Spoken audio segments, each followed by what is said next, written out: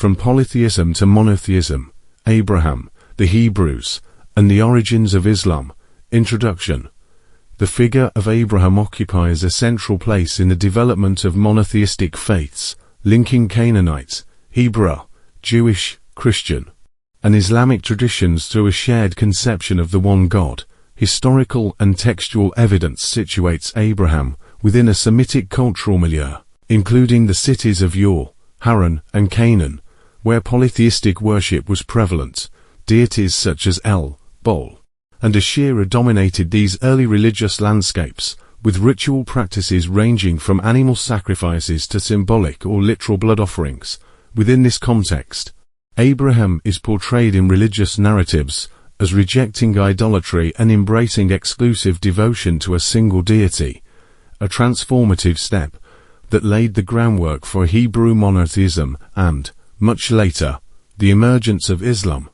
Understanding Abraham and the early Semitic environment provides crucial insight into the continuity of the divine figure, El or Yahweh, across successive religious traditions, and the ways in which monotheism gradually emerged from polytheistic origins. Abraham and early Semitic context. Historical and textual evidence situates Abraham within a Semitic cultural milieu, with regions such as Ur, Haran, and Canaan inhabited by peoples engaged in polytheistic worship, including deities like Baal, Asherah, and El.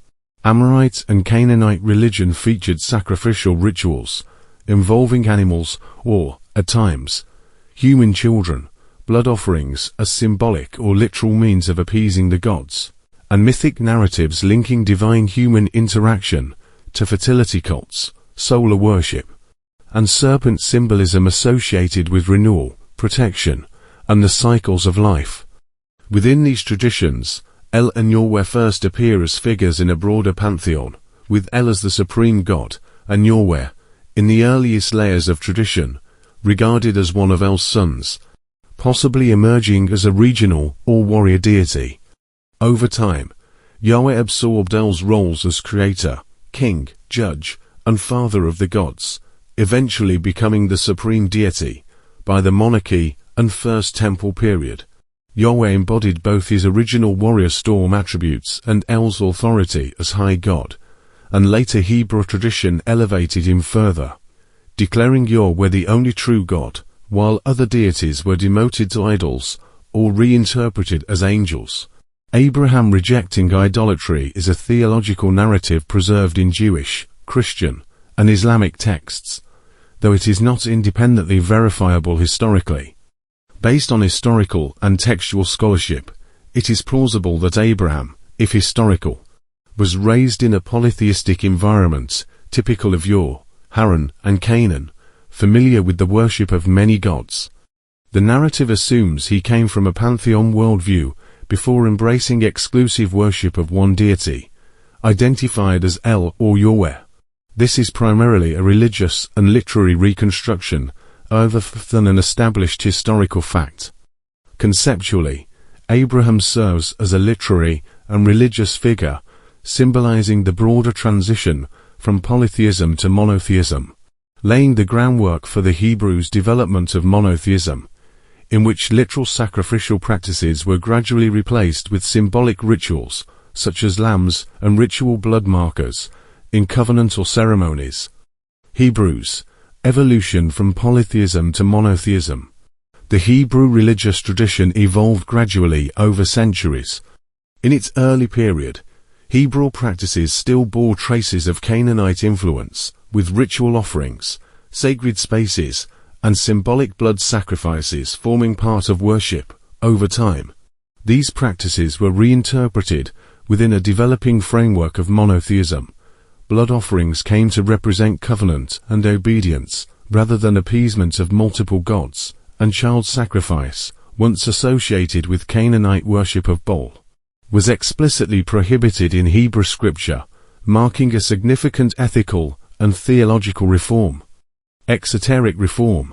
In the official, public Hebrew religion, the old Canaanite practices, including literal child sacrifice, were replaced with symbolic rituals, such as animal sacrifices or other covenantal markers. These acts were intended to demonstrate obedience and faithfulness to Yahweh, rather than to literally appease a deity through human killing. Esoteric currents. Some scholars suggest that in certain secret mystical traditions, elements of the old practices, like ideas about blood, child sacrifice, or ritual power, have continued in mystical form.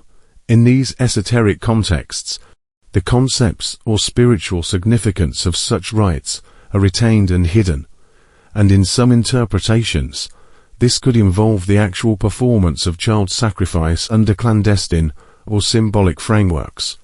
By the establishment of the first temple around the 10th century BCE, Hebrew religion had become institutionalized, centered on the exclusive worship of Yahweh, an ethic of monotheism integrated with social and ritual laws, and the narrative reinterpretation of Abraham as the model of faith and obedience. Abraham is considered the spiritual father of Judaism, serving as the foundational figure whose covenant with God establishes the roots of monotheistic faith, though Judaism as an organized religion, with its laws, rituals, and institutional practices, developed centuries later during the Israelite monarchy and the First Temple period. Abraham's covenant with God, as described in the Hebrew Bible, represents a foundational moment in the development of Hebrew monotheism and identity. According to the narrative, God called Abraham to leave his ancestral home and promised to make him the father of a great nation, bless him, and grant his descendants the land of Canaan.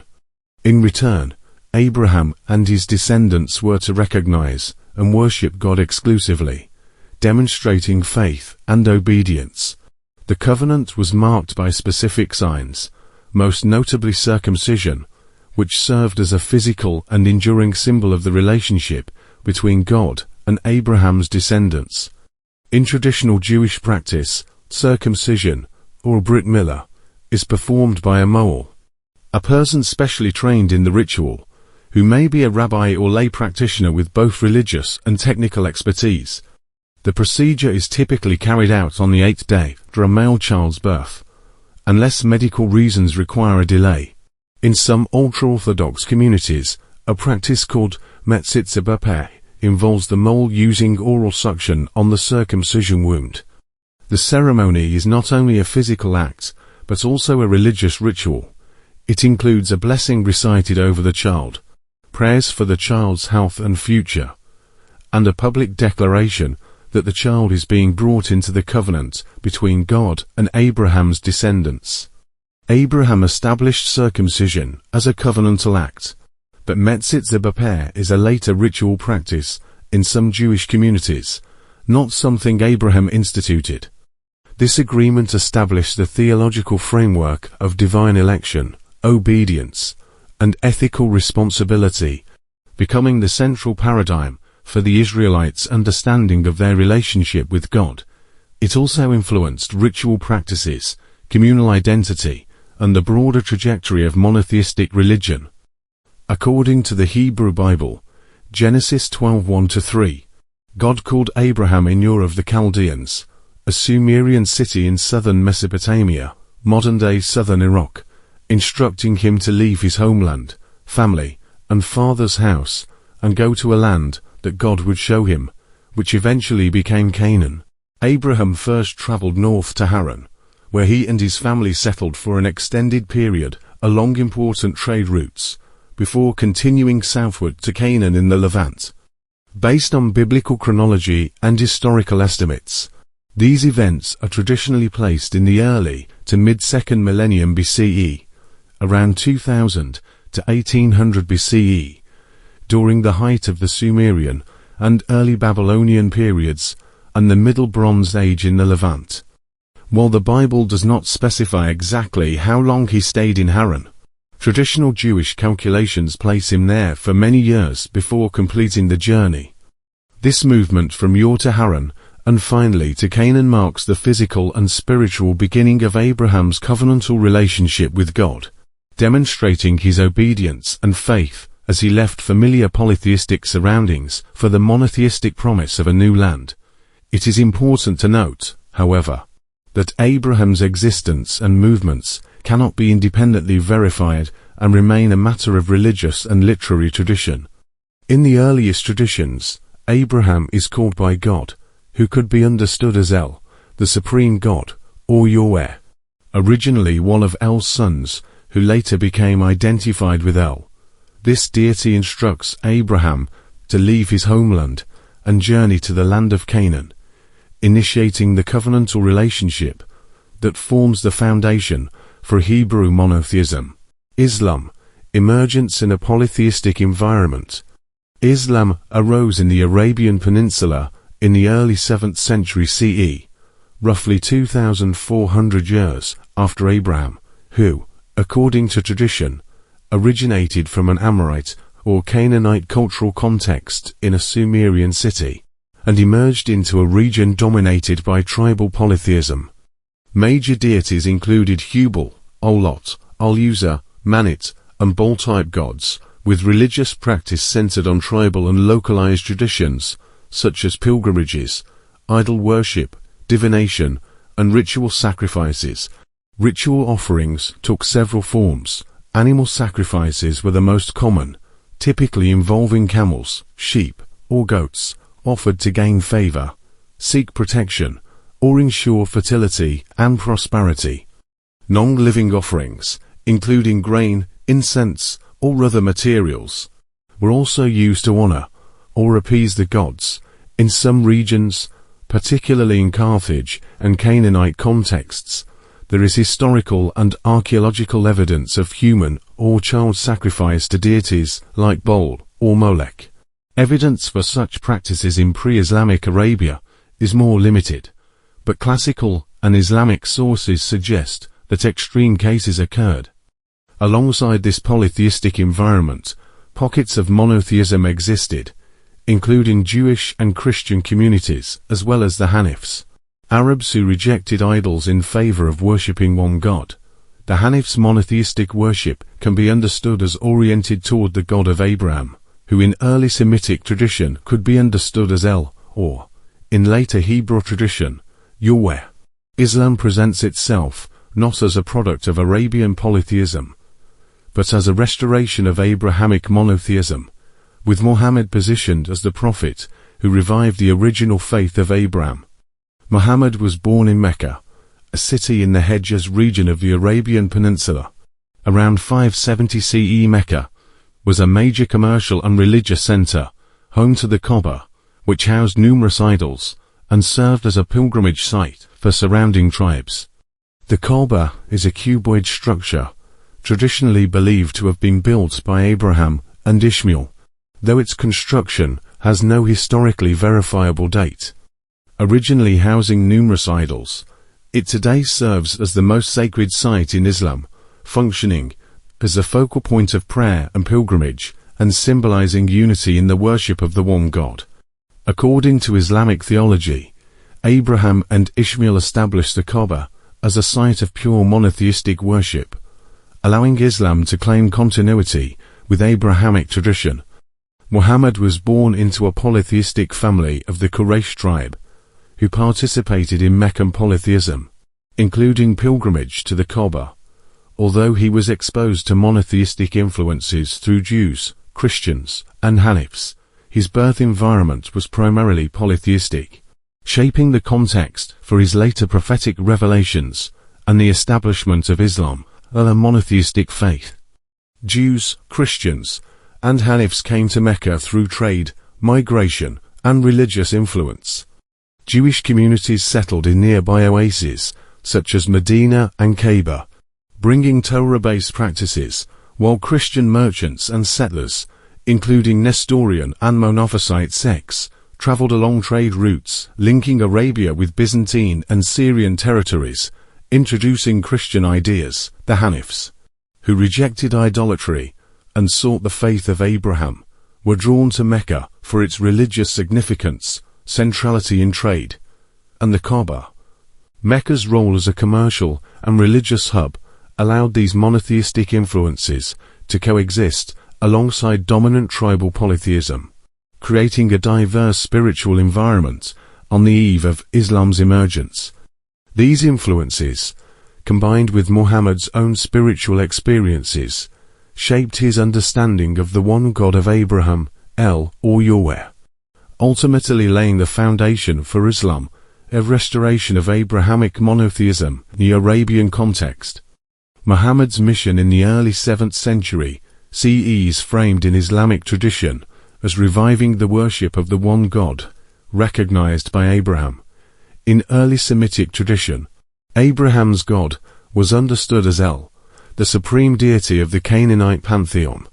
In later Hebrew scripture, this deity became Yahweh, absorbing El's attributes and emerging as the singular God of Israel.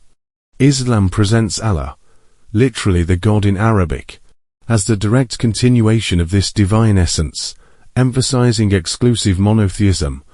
By invoking Allah, Muslims connect the one God of Muhammad with the God of Abraham, situating Islam as a faith that restores the worship of the true God of the patriarchs, distinct from local polytheism, continuous with earlier Canaanite and Hebrew conceptualizations of divine authority.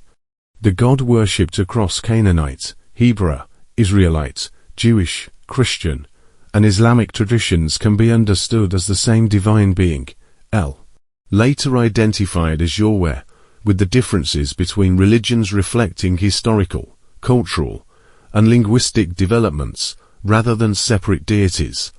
In the Canaanite context, El was the supreme god of the pantheon, portrayed as creator, king, and father of the gods. Among early Hebrews and Israelites, Yahweh gradually absorbed El's authority, becoming the singular focus of worship, while incorporating El's attributes of kingship, judgment, and creative power. In Judaism and Christianity, this same deity is revered as the one God of Abraham, with Christianity emphasizing the incarnation in Jesus while maintaining continuity of divine essence. In Islam, this same God is referred to as Allah, which in Arabic literally means the God, emphasizing exclusive monotheism. Islamic theology presents Allah as the direct continuation of the God of Abraham, El or Yahweh, rejecting the polytheism and idolatry that arose in surrounding cultures. The theological shift is primarily linguistic and contextual. What the Hebrews called Yahweh and the Canaanites El, Muslims call Allah. But the underlying conception, a single, supreme, omnipotent deity, remains consistent. Understanding this continuity clarifies that the Abrahamic religions do not worship fundamentally different gods, but engage with the same divine reality under different historical names and revelations. Religious syncretism and sacred geometry. The Kaaba is a cuboid structure, essentially a cube in its proportions, and this geometric form has intriguing symbolic connections in sacred geometry.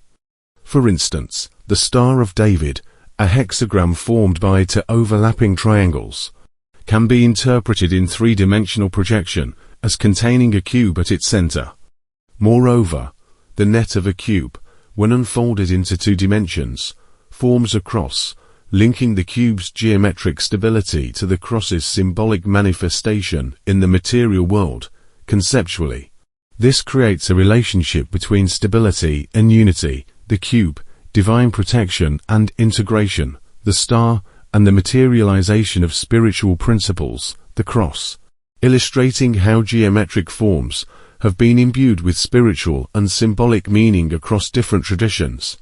In polytheistic, esoteric and occult thought, the 6-pointed star carries associations beyond its use as the Star of David.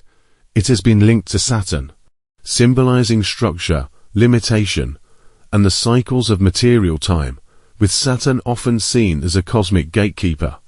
Scholars also note that geometric shapes, such as the hexagram and the cube, were sometimes employed in ritual contexts connected to deities, like Moloch or Baal, particularly in relation to child sacrifice or cosmic symbolism. These interpretations generally come from later mystical, esoteric, and iconographic sources, rather than direct ancient textual evidence.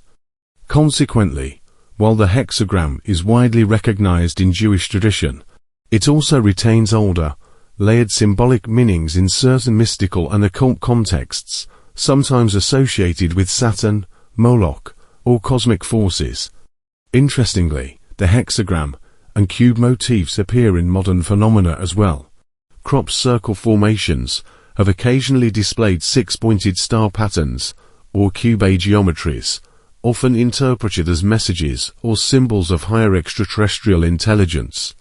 Similarly, in speculative and UFO-related accounts, the cube frequently appears in descriptions of alien spacecraft or purported time-traveling future humans, suggesting a recurring symbolic resonance of these forms in both mystical and fringe modern contexts. There is a compelling line of thought suggesting that the recurring geometric motifs, such as the cube and hexagram, across religious symbolism and alleged alien encounters, may reflect more than coincidence. Some researchers propose that these parallels indicate deliberate religious interference or indoctrination by human agents, embedding familiar sacred symbols into modern UFO narratives. In this view, experiences of extraterrestrials or time-traveling beings could be shaped, consciously or unconsciously, by existing spiritual frameworks, effectively blending mystical archetypes with reported encounters to reinforce or manipulate belief systems on Earth. Conclusion: across millennia, the God worshipped by Canaanites, Hebrews, Israelites, Jews, Christians, and Muslims can be understood as a single divine being, El, later identified as Yahweh and, in Islam, as Allah, while ritual practices, cultural contexts, and linguistic expressions evolved. The essential conception of a supreme, omnipotent deity remained consistent. Abraham serves as a unifying figure in this narrative, symbolizing the transition from polytheism to monotheism and establishing a covenantal framework that continues to shape religious identity, ritual, and ethical life. From the development of Hebrew monotheism to the prophetic restoration of Abrahamic faith in Islam, and even through the symbolic geometries embedded in sacred structures like the Kaaba, recurring forms and motifs illustrate the enduring human effort to connect with, understand, and represent the one God across historical, cultural, and mystical contexts.